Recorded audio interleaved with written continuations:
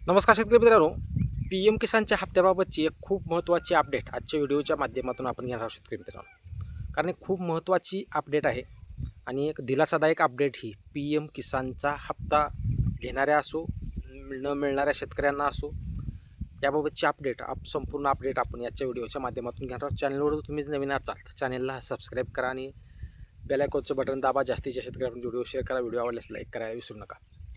शेतकरी मित्रांनो, सध्या पी एम किसानचा हप्ता हा शेतकऱ्यांना प्रति 4 महिन्याला 2,000 रुपये शेतकऱ्यांच्या खात्यामध्ये जमा होतो आणि हा हप्ता शेतकऱ्यांच्या खात्यामध्ये प्रत्येक 4 महिन्याला 2,000 रुपये असे टोटल 6,000 रुपये हे शेतकऱ्यांना केंद्र सरकारच्या माध्यमातून दिले जातात.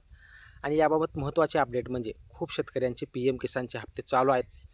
ज्यांचा चालू आहे आणि ज्यांचा परत बंद पडलेला आहे, त्यांचा बंद पडलेला असेल तर त्यांनी कृषी विभागामध्ये जाऊन आपली दुरुस्ती करून, लँड शेडिंगचा प्रॉब्लेम असेल तो दुरुस्ती करून तो चालू करू शकतो. परंतु या सर्व गोंधळामध्ये सध्या राज्यामध्ये खूप शेतकऱ्यांनी आपल्या जमिनीची फोड केलेली आहे. काहींची वडील वारल्यामुळं, आई वारल्यामुळं किंवा एखाद्यानं खरेदी केलेली जमीन असेल, असे भरपूर तुकडे आता सध्या जमिनीची पडत आहेत. आणि या प्रॉब्लेममुळं असा विषय झाला आहे, कारण जो शेतकरी मयत आहे तो मयत झाल्यानंतर त्याच्या वारसांना पी एम किसानचा हप्ता मिळणं अपेक्षित आहे. परंतु एखाद्याची जर जमीन एक 10 एकर असेल आणि 4 पोरं असले तर 4 चौघाला जर अडीच एकर जमीन गेली, तर त्या चौघापैकी पी एम किसानचा वारसा कुणाला लावायचा हा खूप महत्त्वाचा मुद्दा याच्यामध्ये होता. आणि हाच मुद्दा धरून 2019 पासून खूप शेतकऱ्यांच्या नावावर जमिनी विभागलेल्या आहेत. परंतु त्या शेतकऱ्यांना पी एम किसानचा हप्ता जमा होत नाही. परंतु 2019च्या अगोदर ज्या शेतकऱ्यांच्या नावावर जमिनी आहे, अशा शेतकऱ्यांना पी एम किसानचा हप्ता सध्या राज्य शासन केंद्र सरकारच्या माध्यमातून दिला जातो. मग 2019च्या नंतर ज्या शेतकऱ्यांच्या नावावर जमीन झालेली आहे, अशा शेतकऱ्यांना पी एम किसानचा हप्ता मिळणार का? हा खूप महत्त्वाचा मुद्दा होता.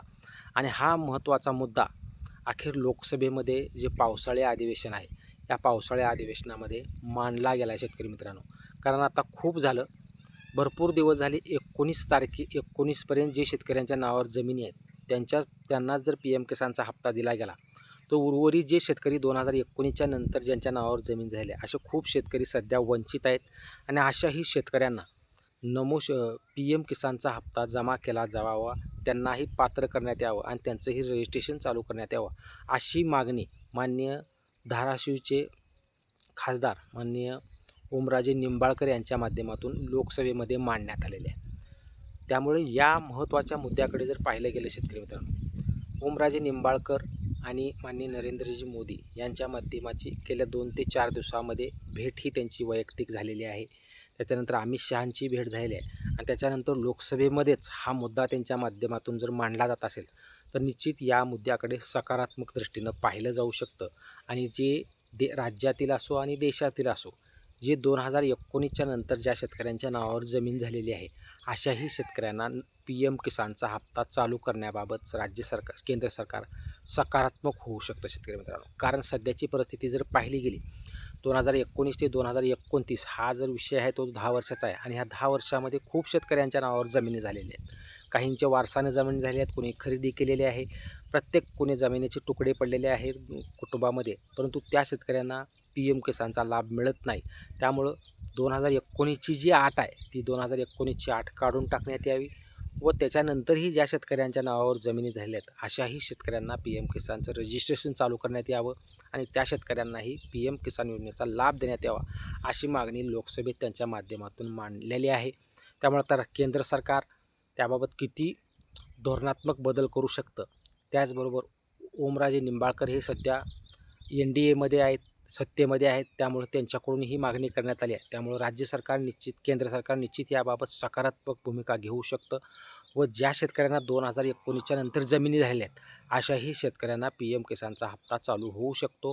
त्याबाबत निश्चित अपडेट आली की आपण घेऊच, परंतु आता पावसाळी अधिवेशनामध्ये याबाबत केंद्र सरकार कुठला निर्णय घेतं हे पाहणं गरजेचं आहे. कारण हा मुद्दा लोकसभेमध्ये उचलणं गरजेचं होतं. आजपर्यंत कुणीच उचललेलं नाही, परंतु हा उचलला गेला मुद्दा. निश्चित याबाबत केंद्र सरकार सकारात्मक भूमिका घेऊन पुढील निर्णय घेऊ शकतो व पुढले पावलं उचलू शकतं. कारण 2029ची निवडणूक यायच्या अगोदर शेतकरी मित्रांनो, निश्चित केंद्र सरकार याबाबत मोठा निर्णय घेऊ शकतं. 2019 नंतर ज्या शेतकऱ्यांच्या नावावर जमिनी झालेल्या आहेत अशाही वंचित शेतकऱ्यांना पी एम किसानचा हप्ता चालू होऊ शकतो. हीच अपडेट सर्व शेतकऱ्यांना द्यायची होती. चॅनलवर नवीन असाल तर चॅनलला सबस्क्राईब करा व जास्तीत जास्त शेतकऱ्यांपर्यंत व्हिडिओ शेअर करा. धन्यवाद.